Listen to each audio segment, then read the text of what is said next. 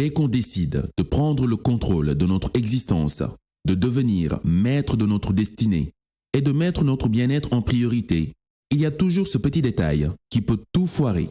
Notre entourage, oui, ces individus qu'on fréquente au quotidien et qui peuvent soit nous tirer vers le haut, soit nous clouer carrément au sol.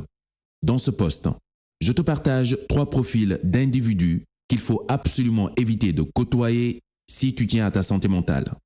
Générique.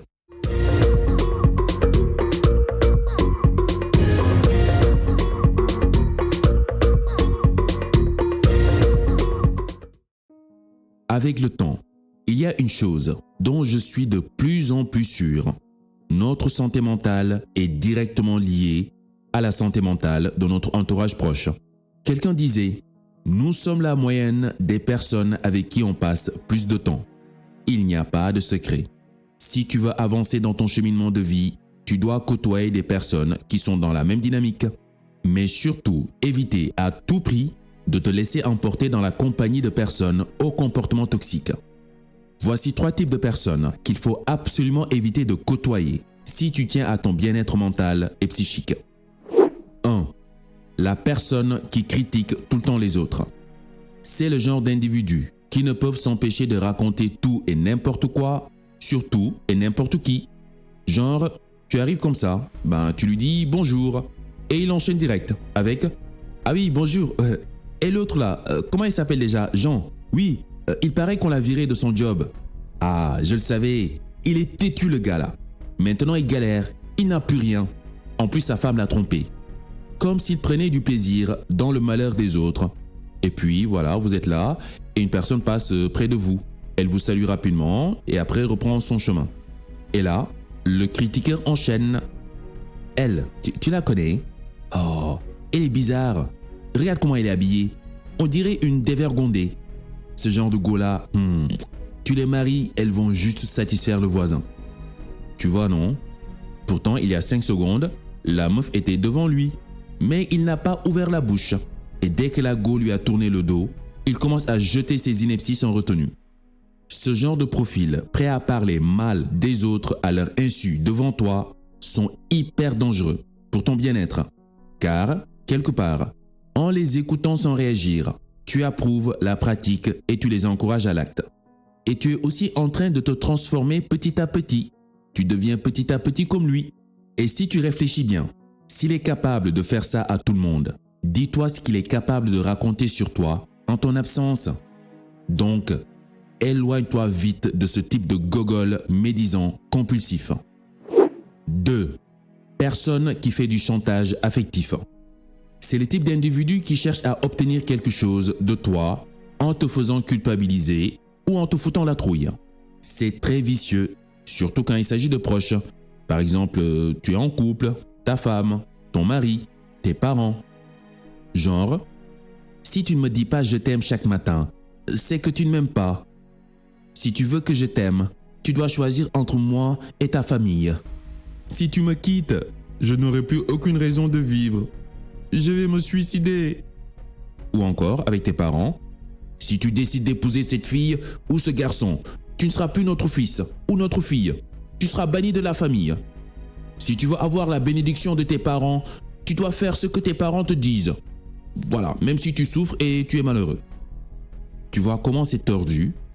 Ce genre de deal te place dans une situation compliquée entre la culpabilité d'être fautif d'un potentiel malheur et la peur de décevoir une personne que tu estimes ou la peur d'être rejeté tout simplement. Tu es tiraillé entre tes propres besoins et les attentes compulsives émotionnelles de l'autre. Et dans la plupart des cas, on finit malheureusement par céder aux caprices de l'arnaqueur affectif, même si au fond de nous, ça nous pourrit la vie. Et si tu y réfléchis bien, tu verras que la personne s'en fout complètement de ce que tu veux et de ce qui te fait du bien. Tout ce qui l'intéresse, c'est que tu puisses nourrir sa folie, un véritable vampire affectif. Donc, éloigne-toi vite des Dracula affectifs. 3. La personne fanatique religieux. Celui ou celle qui croit que son Dieu est mieux et au-dessus de tous les autres. Lui seul détient la vérité absolue et tous les autres, en dehors de sa confrérie religieuse, sont des païens, des égarés, des enfants de Satan. Égare à toi le jour où tu décideras de remettre en question sa religion ou de quitter la confrérie pour aller, soi-disant, expérimenter, par exemple, la spiritualité primordiale africaine. Là, ce n'est plus mon frère, mon père que tu auras en face, mais un ennemi déclaré. Il essaiera de te dissuader par tous les moyens, parfois même agressifs.